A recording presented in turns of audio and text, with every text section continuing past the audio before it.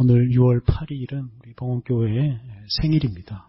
우리 교회가 세워진 지 58년째 되는 날입니다.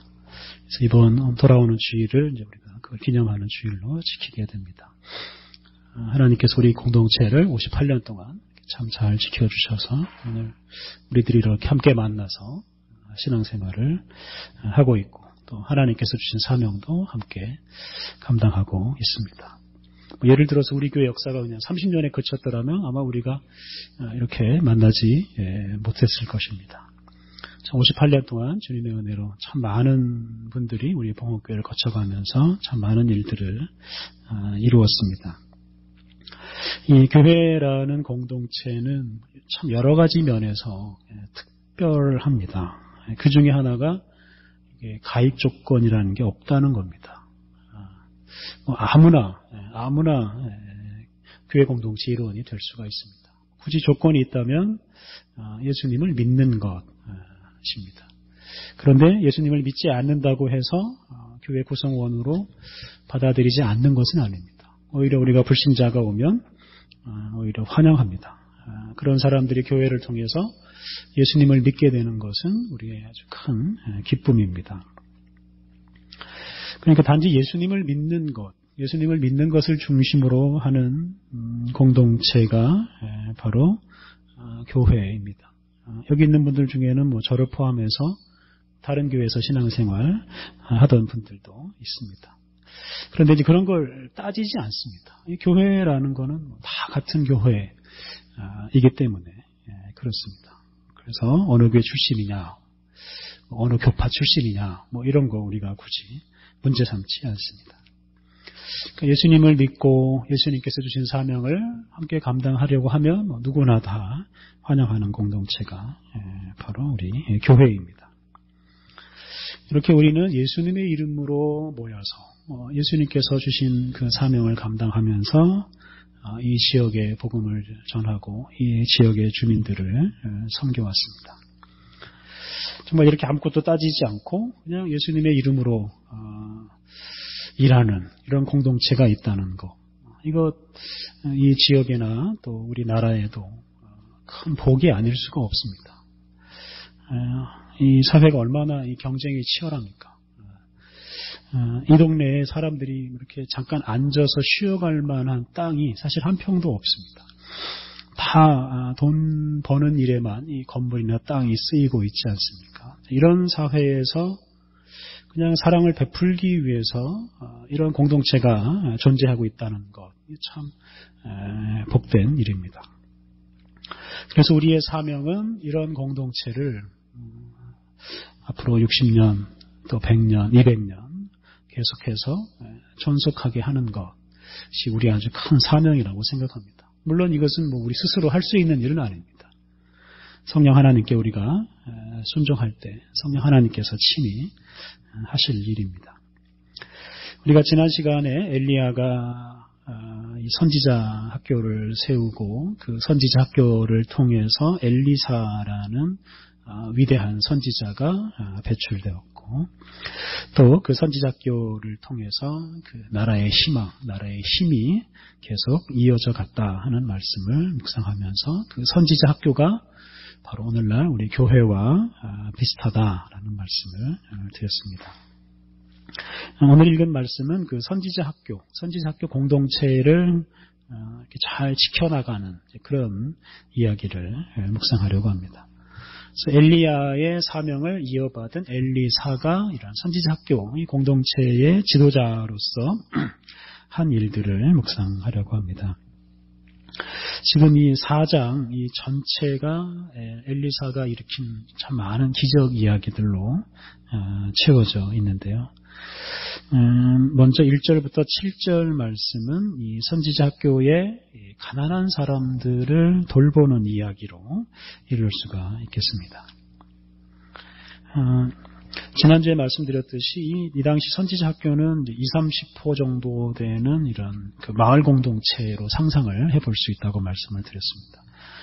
이게 선지자 후보생들, 학생들이 한 마을에 살면서 함께 사는 중에 이제 함께 성경 말씀도 이제 공부하는 이제 그런 그런 마을입니다. 그런데 이제 어느 한 집에 문제가 생긴 겁니다. 그 1절을 보면 그 문제가 생긴 그 집 이야기가 나옵니다.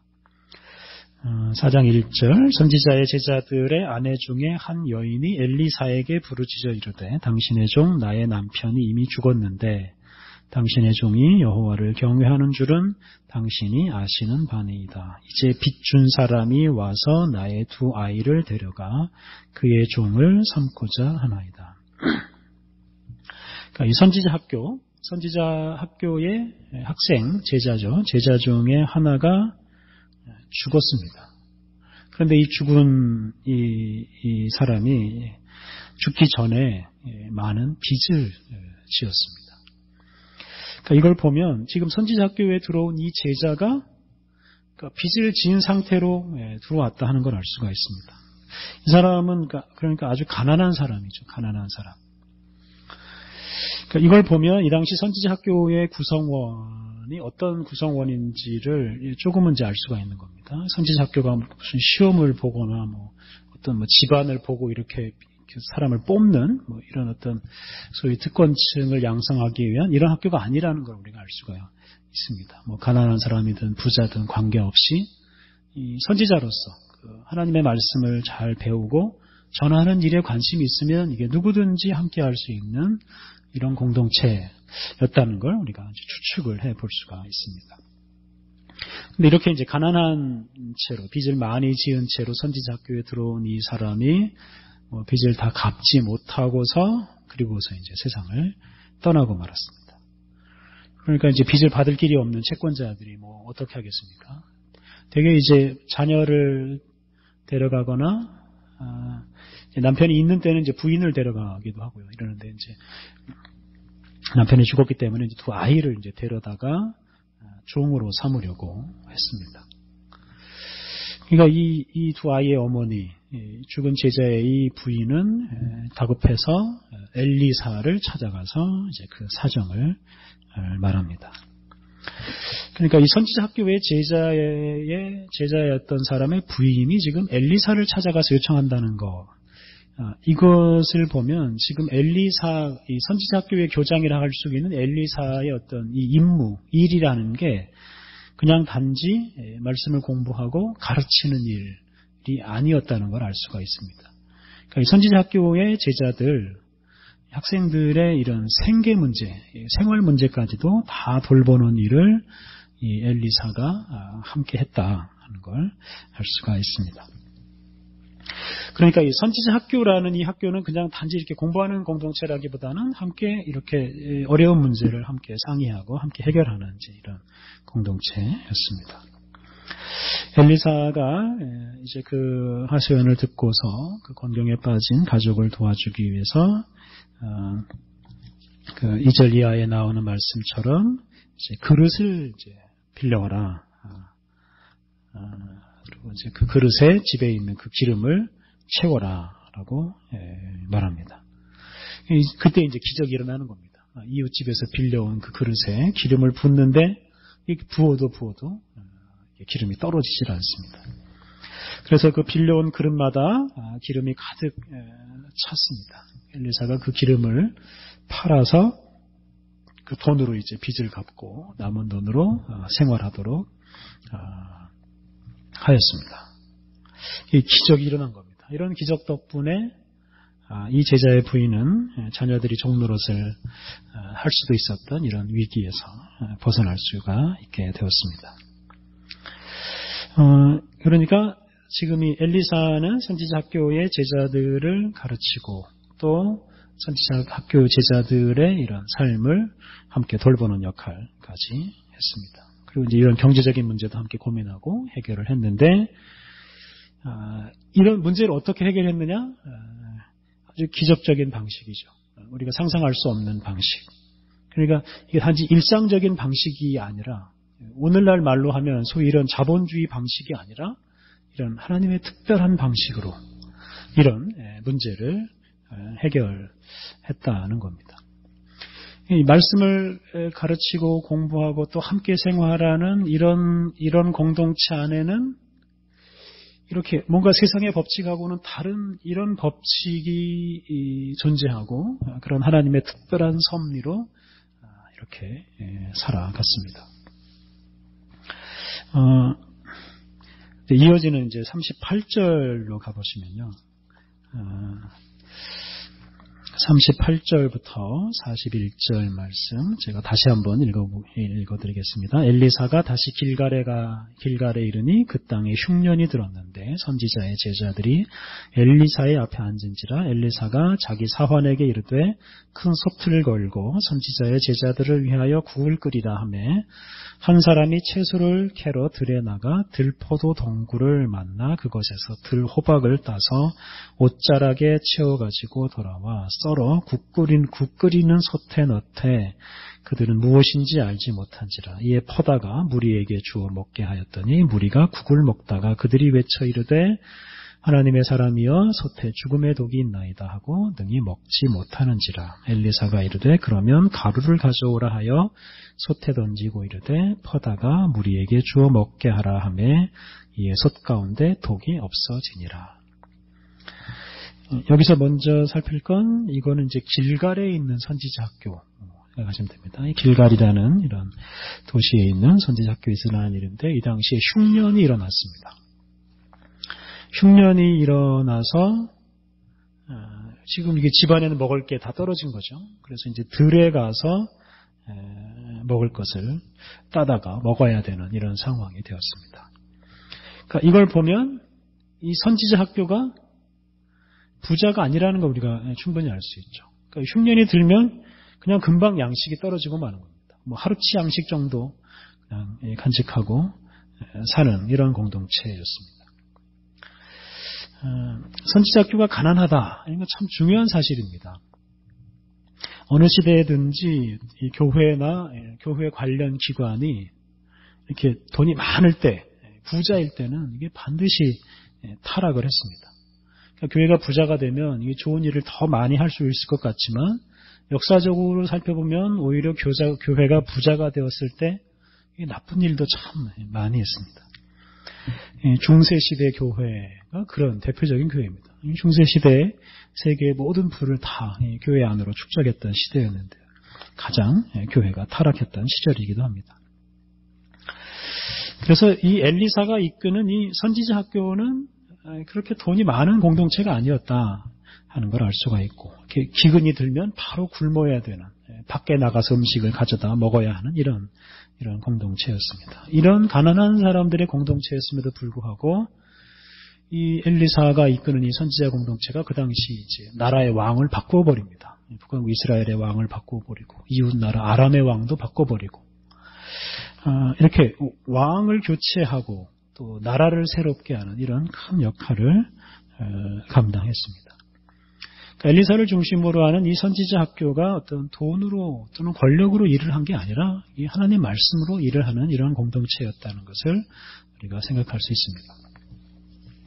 그리고 이제 여기서 우리가 또 주목할 것이 지금 이렇게 한 솥에다가 국을 끓이고 이 제자들이 함께 밥을 먹지 않습니까? 그러니까 이게 이제 한 솥밥을 먹는 사이죠. 한 솥밥을 먹는 사이. 그러니까 누구는 먹고 누구는 굶는 이런 공동체가 아니라 먹을 때는 함께 먹고 굶을 때는 또 함께 굶는 슬픔과 기쁨을 함께 나누는 이런 공동체의 모습을 우리가 여기서 엿볼 수가 있습니다.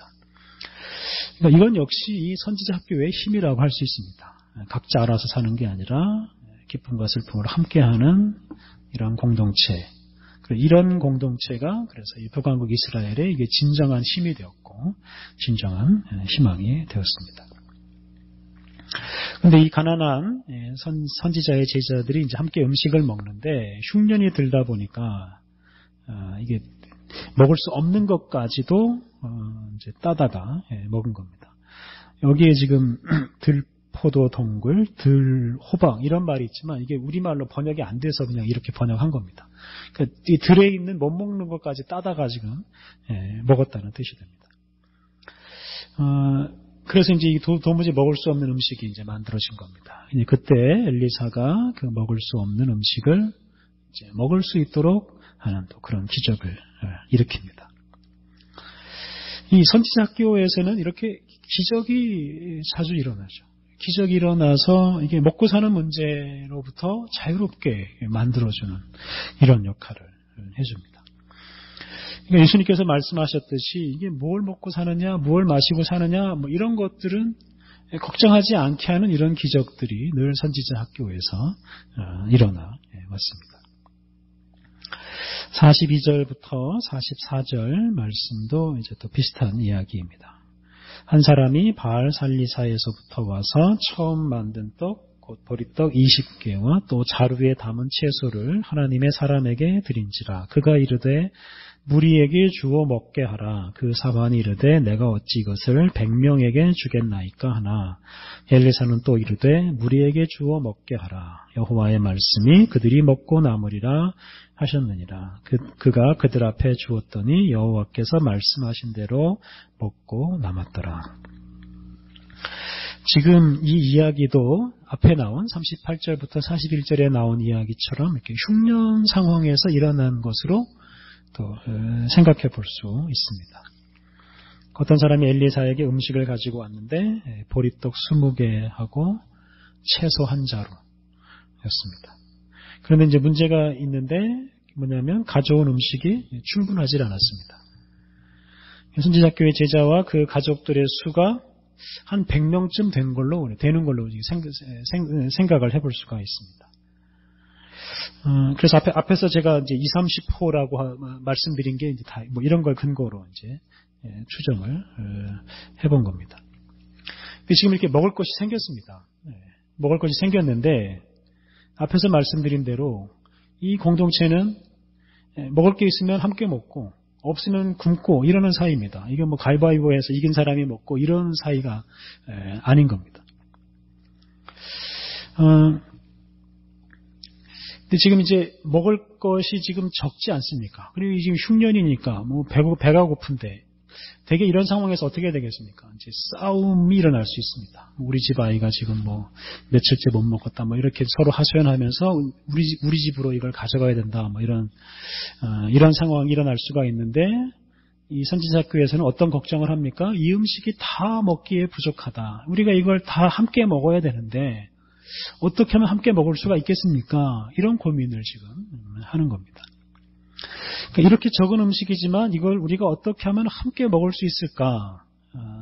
이렇게 이제 고민할 때 엘리사를 통해서 하나님께서 또 기적을 베풀어 주십니다. 마치 이것은 이제 신약 성경에 나온 오병이어의 기적하고도 비슷한 이런 기적이 일어났습니다. 이렇게 오늘 본문에서 확인할 수 있듯이 하나님께서는 이 선지자 학교 공동체를 이제 보호해 주시고 있습니다. 늘 먹을 것이 부족하고 가난한 공동체였지만 이 공동체가 무너지지 않게 하셨습니다. 기적이 일어나게 하셔서 이 적은 음식으로도 싸우지 않고 적은 음식으로도 모든 사람들이 함께 먹을 수 있는 이런 공동체를 하나님께서 만들어 주셨습니다.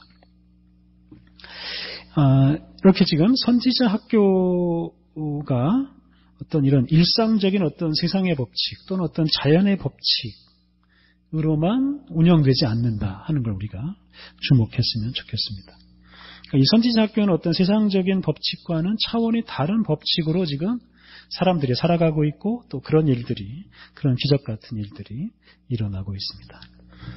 이걸 좀 달리 말하면 이 선지자 학교 공동체는 뭔가 차원이 다른 또 한 차원 높은 이런 공동체였다 하는 겁니다. 그리고 이제 그런 한 차원 높은 공동체였기 때문에 이런 죄악이 가득한 세상 또 사람들 사이에 생존 경쟁이 아주 치열한 이런 세상에서도 살기 위해서 사는 게 아니라 이런 속에서 우리가 어떻게 하면 하나님의 말씀대로 살고 어떻게 하면 하나님의 말씀을 그대로 선포할까 이런 관심을 가지고 이 선지자 학교의 학생들이 살았던 겁니다. 그리고 그렇게 살았기 때문에 이 선지자들을 통해서 북왕국 이스라엘의 죄악들을 하나님께서 지적하시고 또 나라가 나아가야 할 길을 보여주셨습니다. 지난 시간에도 말씀드렸듯이 이 선지자 학교는 오늘날 우리 교회를 비유하는 것으로 이해할 수가 있습니다. 우리 교회가 오늘 본문에 나오는 이 선지자 학교처럼 세상과는 이런 차원이 다른 모습을 가지고 살아야 된다 하는 걸 우리가 배울 수가 있습니다. 교회가 세상의 어떤 타락한 법칙과 이렇게 똑같이 움직여버리면 그런 교회는 세상과 다를 바가 없는 이런 공동체가 되기 때문에 세상을 이끌어갈 수도 없고 희망을 줄 수도 없습니다. 세상에서의 그 타락한 일들이 교회에서도 똑같이 일어나면 교회와 세상의 구분이 사라지는 것이고 그러면 이 세상은 그냥 절망입니다. 지난 58년 동안 우리 교회가 참 어려운 환경을 잘 이겨내면서 오늘까지 왔습니다. 6.25 이후에 정말 폐허 같은 그런 상황에서 다른 사람 땅에다가 그냥 임시 천막을 치고 시작한 우리 공동체가 이렇게 성장하게 될 것이라고는 사실은 아마 상상하는 사람이 그렇게 많지는 않았을 것입니다. 그러니까 지금 우리의 모습이 기적이다 이렇게 표현할 수도 있습니다. 그리고 이제 우리가 이렇게 기적과 같은 역사를 우리가 지금의 모습을 갖추었기 때문에 이게 세상의 희망이 될 수가 있는 겁니다. 우리가 많은 소수 부자가 이런 예배당을 짓고 했더라면 그렇게 희망이 되지는 못했을 것입니다. 사실 지금도 우리에게는 여러 가지 크고 작은 문제가 있습니다. 지금도 어려운 문제들이 있는데 교회 공동체는 이런 어떤 어려운 문제가 있다고 해서 그냥 쓰러지는 공동체가 아닙니다. 엘리사가 이끄는 이 선지자 공동체처럼 어떤 이런 세상의 법칙이 그대로 적용되는 이런 공동체가 아니기 때문입니다. 하나님께서 함께 하셔서 기적이 일어나는 공동체, 또 기적을 일으키는 공동체가 바로 우리 교회 공동체입니다. 우리들이 이제 본문 속의 이 선지자 학교처럼 뭔가 이렇게 가난한 것을 부끄럽게 여기거나 또는 가난 때문에 서로 다투거나 싸우거나 이러지 않고 가난 속에서도 서로 돌보고 슬픔과 기쁨을 함께 나누며 살아갈 때 이제 우리 안에서도 이제 이런 기적이 끊임없이 일어나게 될 것입니다. 열왕기하 4장 말씀은 전체적으로 보면 하나님의 말씀을 배우는 일에 있어서 하나가 된 이 선지자 학교에서 여러 가지 기적이 일어나고 그를 통해서 이 선지자 학교가 쓰러지지 않고 오히려 더 풍성해지고 건강하게 살아가는 이런 모습을 이제 보여줍니다. 그리고 이제 이어지는 장을 보면 이런 선지자 학교의 모습이 북왕국 이스라엘 전체의 모습이 되어갑니다. 엘리사를 통해서 북왕국 이스라엘이 외적을 물리치고 아주 안정되어가는 이런 모습을 보여줍니다. 선지자 공동체가 바로 서고 그 공동체를 통해서 나라가 또 바로 서는 이런 일들이 일어납니다. 이런 선지자교의 모습은 우리 교회의 사명을 생각나게 해줍니다. 교회가 정말 예수 그리스도의 이름으로 모이고 그리고 정말 예수 그리스도의 이름으로 하나가 될 때 교회 안에서 기적이 일어나고 그래서 이 교회의 구성원들의 문제가 해결되고 또 그것이 더 나아가서 이 교회가 속한 지역과 또 나라를 살리는 데까지 나아가는 그런 힘이 됩니다. 교회를 통해서 지역이 살고 나라가 사는 이런 일이 일어나는 것이 바로 하나님께서 우리 교회에게 기대하는 일입니다. 58주년을 맞이하는 우리 봉헌교회 또 우리 한국교회 전체가 정말 그런 공동체가 되기를 우리들이 간절히 기대하면서 우리들이 정말 세상의 법칙이 적용되지 않고 오직 하나님의 뜻이 온전히 이루어지는 이런 공동체, 이런 교회 공동체를 우리들이 이루기 위해서 더욱더 힘써 노력해야 하겠습니다. 특별히 그것을 위해서 우리가 즉 예수 그리스도의 이름으로 살아가기를 힘써야 하겠습니다. 우리 함께 기도하시겠습니다.